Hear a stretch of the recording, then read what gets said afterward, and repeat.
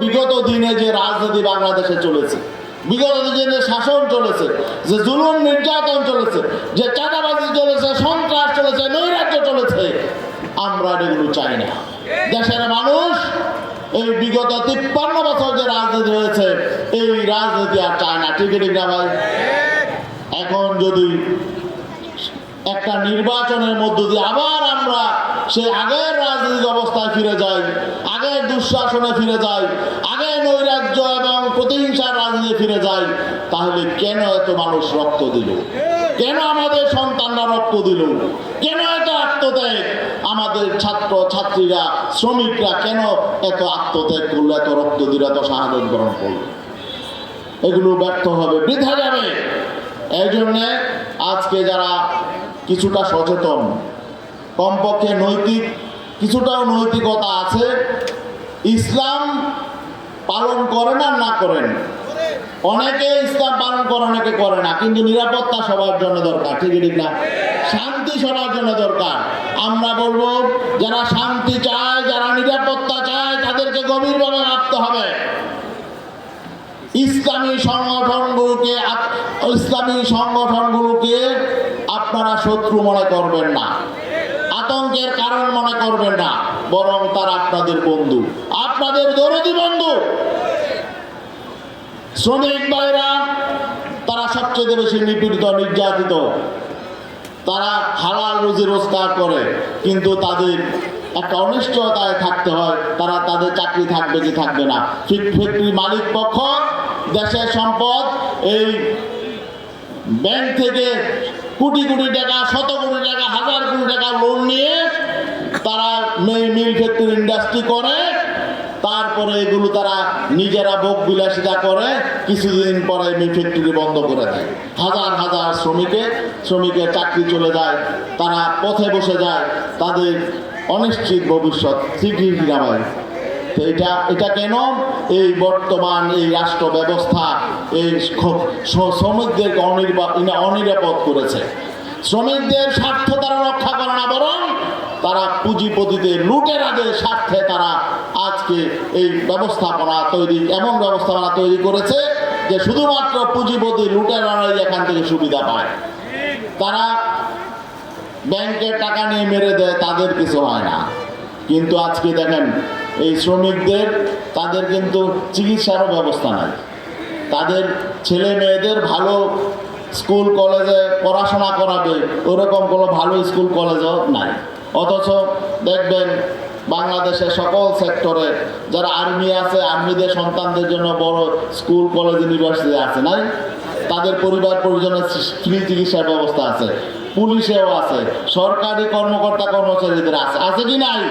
সব সুযোগ সুবিধা তাদের।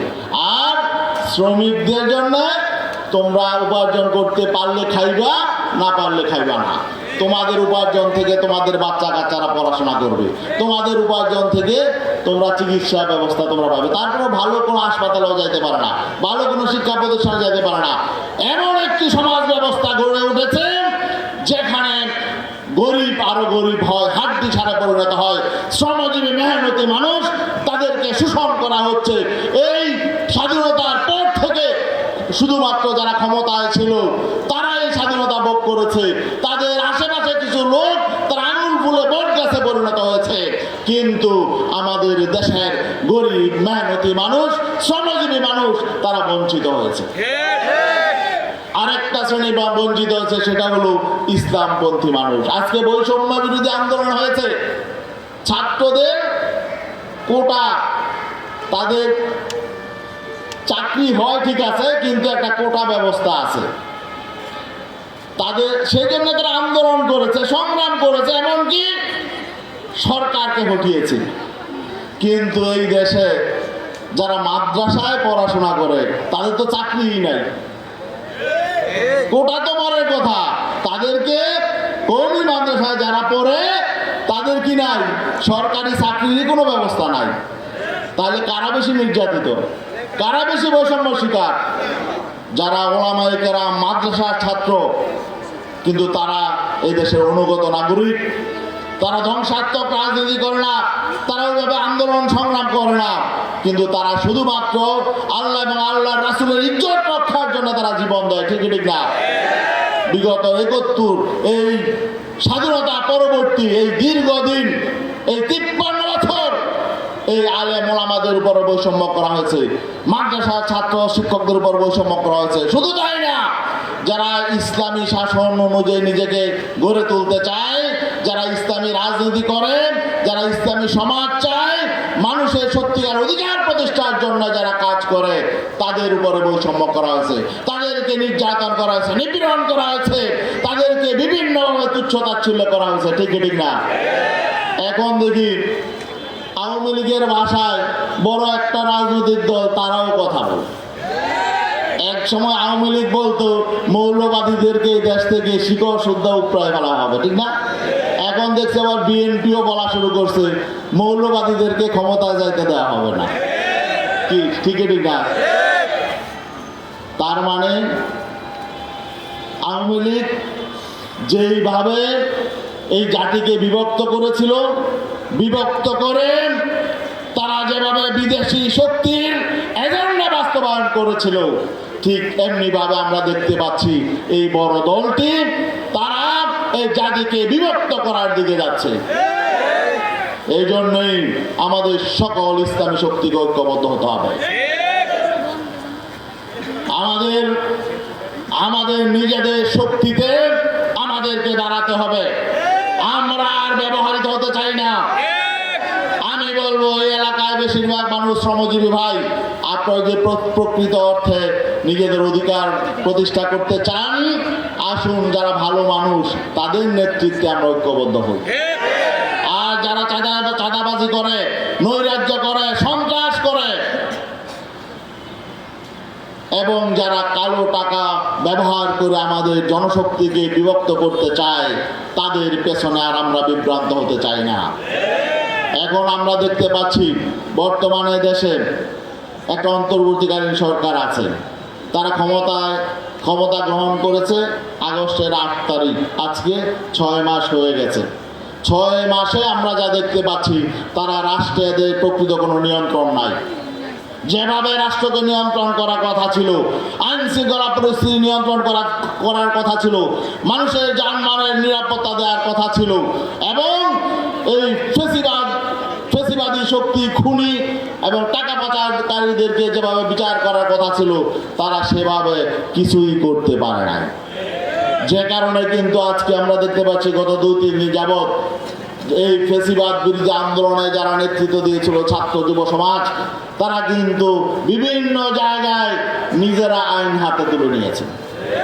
এটাও আমাদের রাষ্ট্রের জন্য কিছুতেই শুভ লক্ষণ নয়।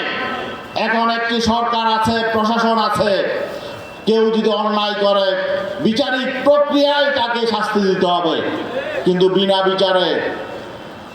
বিচারে আগের মতো আওয়ামী লীগের আমলে যে কাজ হয়েছে, মানুষকে হয়রানি করা যাবে না, মানুষের ঘর বাড়িতে আক্রমণ করা যাবে না, মানুষের ঘর বাড়িতে আগুন লাগানো যাবে না। এটা কোনো সভ্য মানুষের কাজ না। তারা অসভ্য ছিল, তারা অন্যায় করেছে, এই জন্য আমরা অন্যায় করবো, এটা হয় না।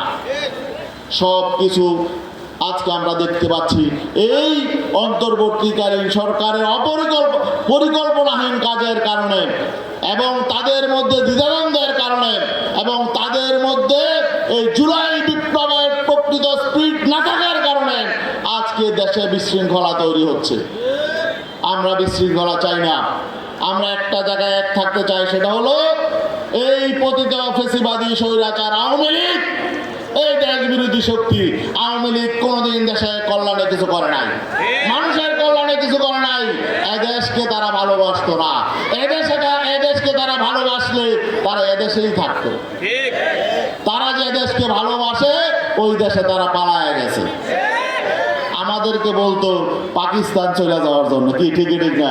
যারা এই দেশে ইসলামী রাজনীতি করে তাদেরকে বলা হতো পাকিস্তানের দালাল।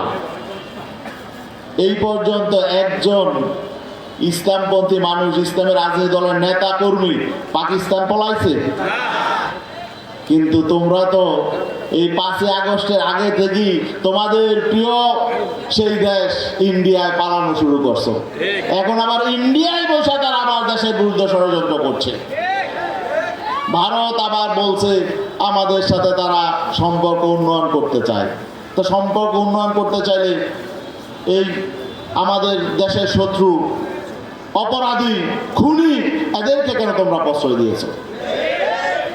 তাদেরকে তোমরা প্রশ্রয় দিবা, আমাদের দেশের শত্রুদেরকে প্রশ্রয় দিবা, খুনিদেরকে প্রশ্রয় দিবা, ডাকাতদেরকে প্রশ্রয় দিবা, আর তোমাদের সাথে আমাদের সুসম্পর্ক হবে? কোনোদিন হবে না। যদি সুসম্পর্ক চাও তাহলে আমাদের অপরাধীদেরকে আমাদের হাতে ফিরিয়ে দাও। ষড়যন্ত্র তারাও করছে, ভারত ষড়যন্ত্র করছে আওয়ামী লীগকে দিয়ে। তারা আবার ওই দেশকে ধ্বংস করতে চায়, অস্থিতিশীল করতে চায়। আমি এখনো পর্যন্ত যেসব ভাইয়েরা বিদেশে যাওয়ার, আওয়ামী লীগের নেতাকর্মীদের যাদের বিদেশে যাওয়ার টাকা ছিল না বা পাসপোর্ট ভিসা ছিল না, তারা দেশের থেকে গেছেন।